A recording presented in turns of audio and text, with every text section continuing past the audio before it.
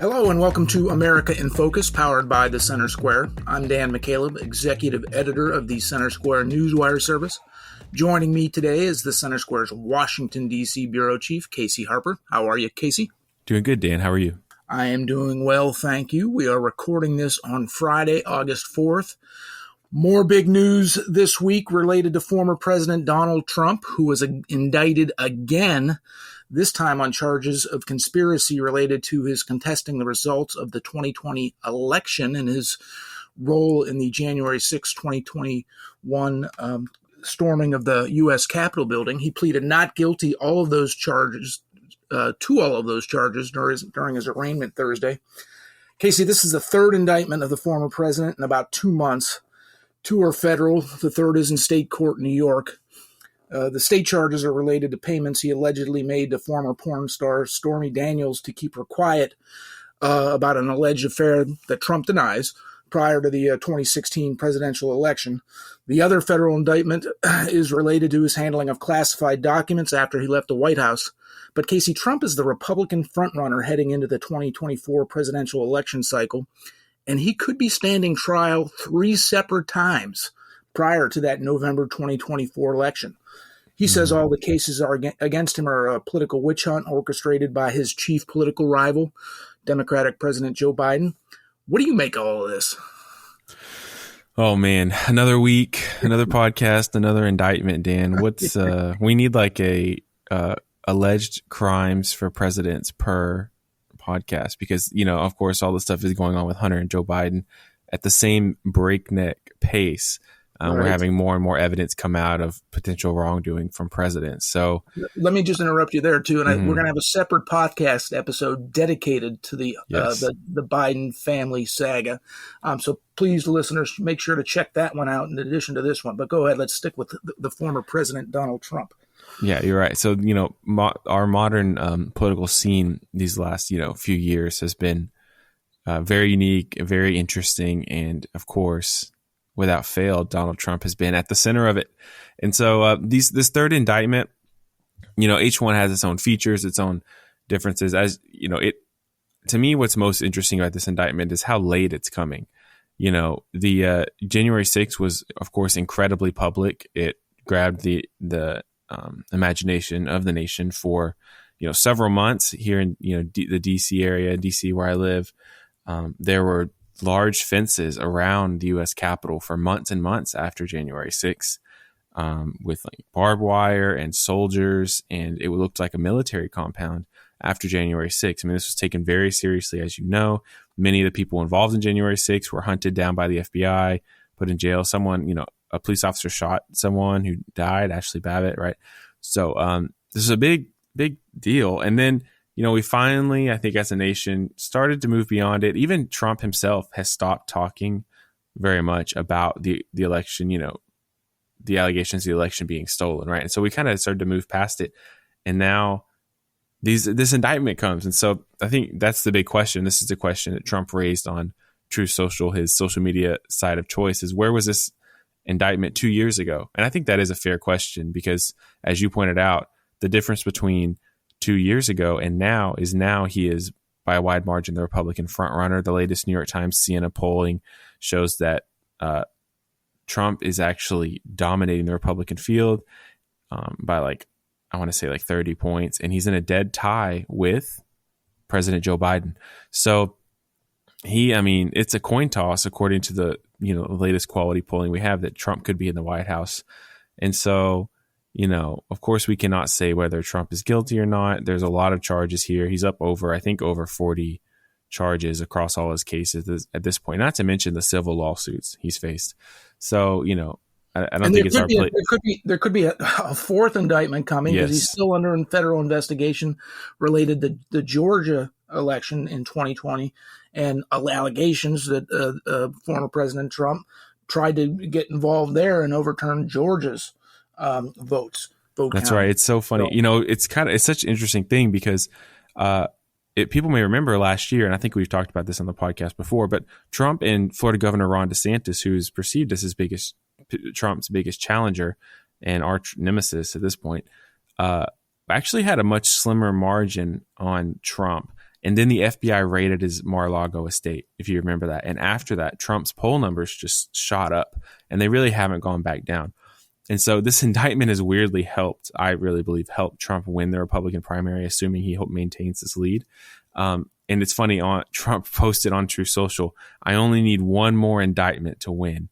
So it's, he's obviously being tongue in cheek here. And there is a level of somberness because of, it's sad when both our leading presidential candidates have pretty questionable legal issues at hand. But there's something about these indictments that, at least on the Republican side, have helped propel Trump ahead, not behind. And we laugh about it. Of course, it's not a funny it's not a funny matter when we're a year and a half away from the next presidential election. The two frontrunners, of course, President Joe Biden, if he continues to seek re-election, which I think there are still some doubts, perhaps, about that, maybe slight doubts, and the allegations against him and his family and his son's business dealings overseas and alleged bribes that some claim that the family took to help out overseas interests. And then Trump could be on trial 3 separate times ahead of November 2024. He is the front runner. The first primaries don't get underway until January 2024. But then there's, a rapid succession of primaries in states across the country. And I think his first trial is scheduled right now for April 2024. We're going to be well along the primary process by April 2024. I mean, what happens, and this is the big unknown. I know you don't have a great answer for this because nobody does. Dan, I always have a great answer, but continue. Okay, well, let's hear your great answer to this question then. Let's say we're into April. He's got a huge lead in the Republican primaries across the country, and he gets convicted at trial in April, assuming the trial goes forward in April as it's scheduled to. Yeah, I don't have a great answer for that. No, I mean, it is the question, right? I think it's unlikely that Trump gets convicted before I don't know. I mean, who really knows? But it's just, that would be pretty fast timeline for such a big case. When someone has the legal budget that Trump does, the main thing they do is they delay the proceedings, right? And that's why one of the main reasons you pay for a big lawyer is even if you get convicted, they can drag the trial out for several years to keep you, give you more free time with your family before you head to prison. So let me. I just want to interpret your answer there. Mm-hmm. So you think it's very possible, if not likely, or maybe likely, that nothing's going to happen in terms of a legal conclusion to these 3 cases against the former president before November 2024. That everything will get pushed back beyond that. I think that's the most likely scenario in my mind. I would say that, I think like a 60% chance that's what happens. And then it raises the question of, can Trump pardon himself? Right. And that's a whole other legal thing. Well, let me go go another step further.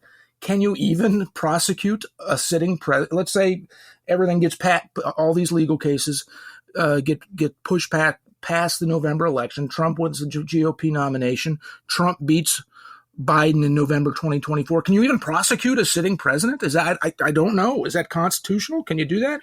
I think that you can. I think there was talk about that. There's been talk about that with Nixon and even I think Bill Clinton. I think no one ever had the stomach to do it. And it was kind of a political moment in both those cases. But so I think they could prosecute him. Of course, they can impeach him. I think they can bring the legal charges. But I think, Trump could still continue his campaign if arrested. And what's to say he couldn't campaign from behind bars? Or, from behind bars? In some sense, he could be this martyr. It's funny if you study like guerrilla movements or different things. I find those really interesting. What you find is that when or revolutionary movements, whenever the leader is either martyred or put in prison, the movement explodes in growth. It's like the key reason that movements like this grow. And not to say that this is really the same, but it has some similar facets. When the leader is put behind bars, the movement just explodes in popularity. So it is possible that putting Trump in prison could actually help him win. Now, he would be a convict and unable to vote for himself, right? But he could still win. And if, depending on how long his term is, I mean, let's say he gets a year. Well, he just does his time. He runs the country from behind bars and then comes out. Now, I know that sounds crazy, and it is crazy. But if there's anyone who is going to do it, Trump will do it. And if Trump wins from prison, I don't think you have any constitutional authority to remove him. Well, but can the Republican Party decide to remove him if he is convicted before the election? If they wanted to commit suicide as a part, they could do that. Yes, but I think it would be the end of the Republican Party.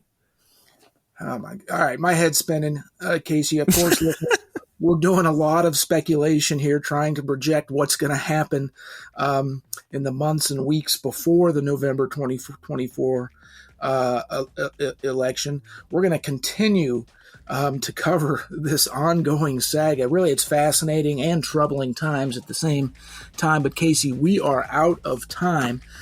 Listeners can keep up with this ongoing saga at thecentersquare.com. For Casey Harper, I'm Dan McCaleb. Please subscribe, and thank you for listening.